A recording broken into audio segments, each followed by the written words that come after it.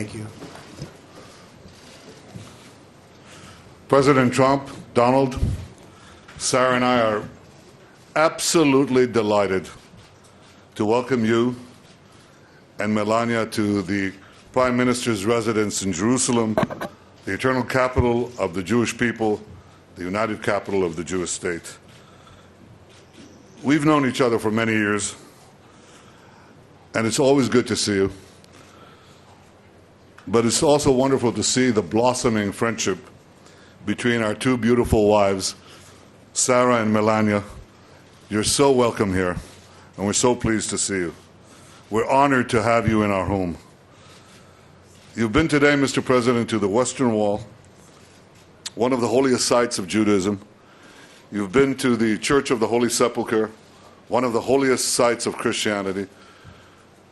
We protect the Christian sites as no one else does anywhere in this region. We protect Christian sites, Muslim sites, obviously Jewish sites.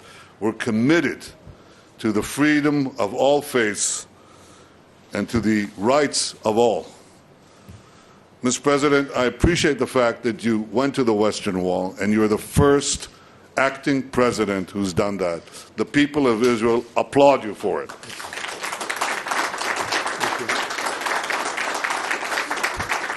We had a terrific discussion today, and when I say terrific, it encompasses everything. We could talk about deregulation, we could talk about economics. I think we quote each other. We understand each other and so much of the things that we wish to accomplish for both our countries. But I want to thank you especially today for your deep commitment to Israel's security, its well-being, and its future. I have no doubt that as we work together, you and I, the alliance between our countries will grow ever stronger. I want you to know how much we appreciate the change in American policy on Iran, which you enunciated so clearly just an hour ago. I want you to know how much we appreciate your bold decision to act against the use of chemical weapons in Syria. And I want to tell you also how much we appreciate the reassertion of American leadership in the Middle East. I look forward to working closely with you to confront the dangers we face together in this violent and volatile Middle East. I believe that together we could roll back Iran's march of aggression and terror in this region, and we can thwart Iran's unbridled ambition to become a nuclear weapon state. I also look forward to working closely with you to advance peace in our region, because you have noted so succinctly that common dangers are turning former enemies into partners. And that's where we see something new and potentially something very promising.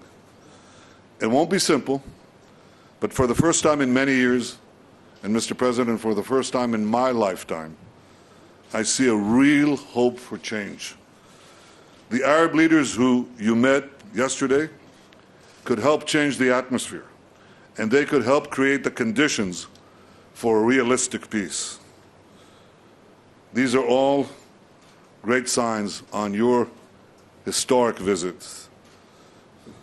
It's a visit that I think has echoed down the ages, because the great Abraham Lincoln is reported to have said that there was no city on earth he so much desired to see as Jerusalem.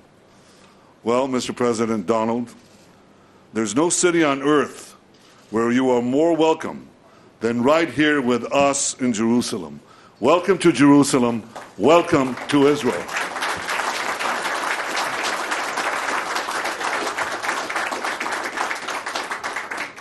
Thank you very much, and it's a great honor to be with my good friend, Prime Minister Netanyahu, and of course, Sarah, thank you.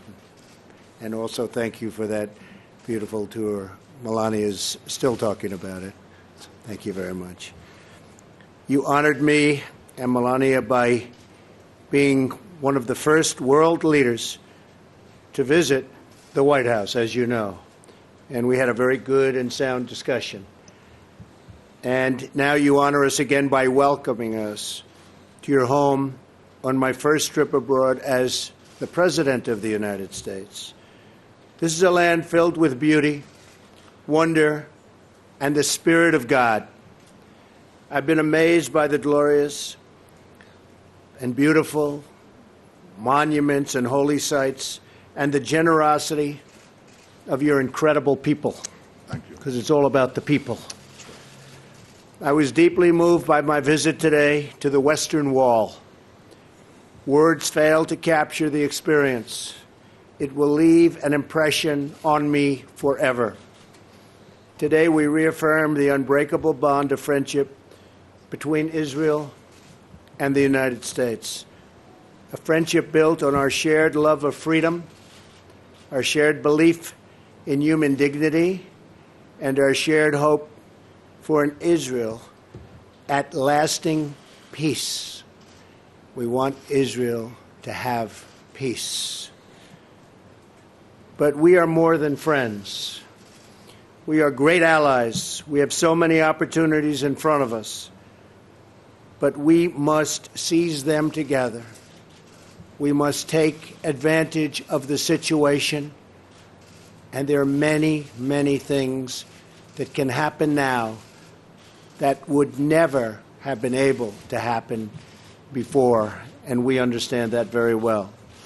That includes advancing prosperity, defeating the evils of terrorism, and facing the threat of an Iranian regime that is threatening the region and causing so much violence and suffering. During my travels, I have seen many hopeful signs that lead me to believe that we can truly achieve a more peaceful future for this region and for people of all faiths and all beliefs, and frankly, all over the world. In my visit to Saudi Arabia, I met with many leaders of the Arab and Muslim world, including King Solomon, who treated us so beautifully and really wants to see great things happen for the world. He really does. I got to know him well, and he really does. These leaders voice concerns we all share about ISIS, about Iran's rising ambitions and rolling back its gains, and about the menace of extremism that has spread through too many parts of the Muslim world. I'm encouraged that they pledge cooperation to confront terrorism and the hateful ideology that drives it so hard. America welcomes the action and support of any nation willing to do the hard but vital work in eradicating the violent ideologies that have caused so much needless bloodshed and killing here and all over the world. We are willing to work together. I believe that a new level of partnership is possible and will happen, one that will bring greater safety to this region, greater security to the United States, and greater prosperity to the world. This includes a renewed effort at peace between the Israelis and the Palestinians. And I thank the Prime Minister for his commitment to pursuing the peace process. He's working very hard at it. It's not easy. I've heard it's one of the toughest deals of all, but I have a feeling that we're going to get there eventually. I hope.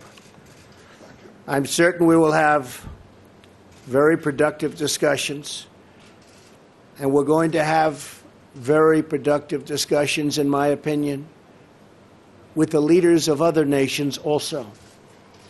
And I feel strongly about that, because there's a lot of love out there, and people from all nations, even nations that you would be surprised to hear, they want to stop the killing. They've had enough. America stands ready to assist in every way we can. Our deep and lasting friendship will only grow deeper and stronger as we work together in the days ahead. I thank you again for hosting us in this beautiful and ancient land. Truly, it's a land of wonders, and it's my honor to be here with you. Sarah, thank you. Bibi, thank you. I appreciate it very much. Great honor. Thank you. Thank you.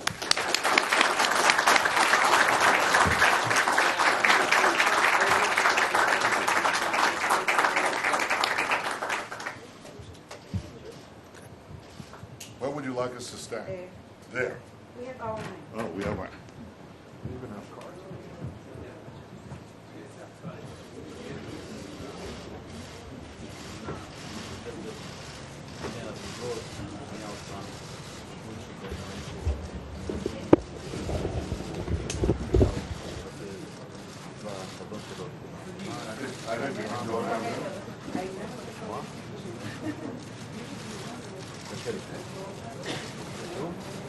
Thank you very much. Thank you. Thank you very much. Thank you. Thank you. תודות, והם צריכים חזרה אל תוך מעון ראש הממשלה.